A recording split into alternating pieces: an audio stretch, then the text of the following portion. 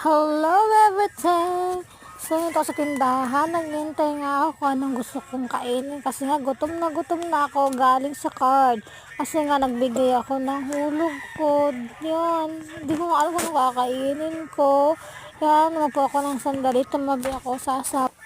So, iniisip ko nga kung anong aking kakain at lulutuin. So, nakakita ako ng saging para lutuin ko, guys. Tapos, yung aking mga asawa, busy pa rin. Hindi ako pinapansin kahit gutom na ako. Ano ba yan?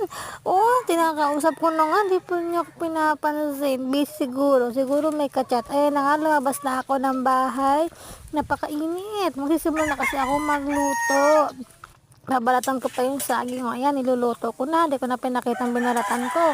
Kasi magtatagal pa yan.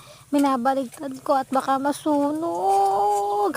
Alam niyo ba yung amoy pala ng saging ang bango-bango na kahit medyo hilaw siya. Para siyang french fries kung dalasahan mo. Medyo hilaw nga lang. Meron din namang hinog habang niluluto. Ayan o, kita niyo ba? Yung medyo ano siya, fried na fried siya, yung kulay brown. Ayan na yung luto dyan, yun yung ano, yun yung hilaw, then yung hilaw, yun yung hinog, di ba ang gulo? Ayan, nagtimpla na nga ako ng kape, tsaka gatas. Sinasawa ko kasi gatas, ayun na ng kape, kasi mangingitim daw siya. Ha, may ganon. Ayan na nga, lumabas na ako ng bahay, di ba? Ang init-init sa labas. Sorry guys, baliktad yung video. Ayan, may bumili na nga. Pumili yung bata ng candy. So, binigay niya 5 piso. Hindi siya makapili kung alin yan. Binigay ko na lang yung gamis.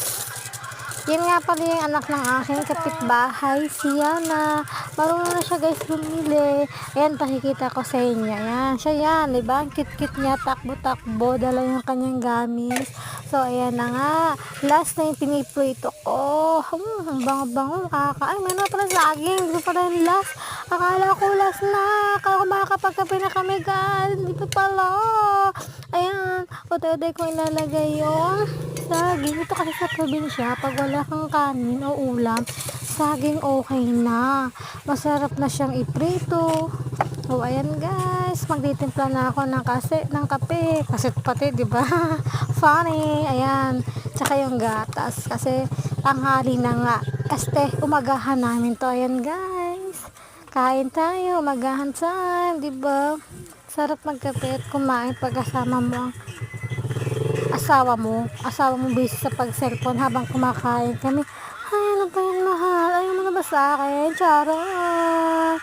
Sige, everything, pakabusog tayo. Love you.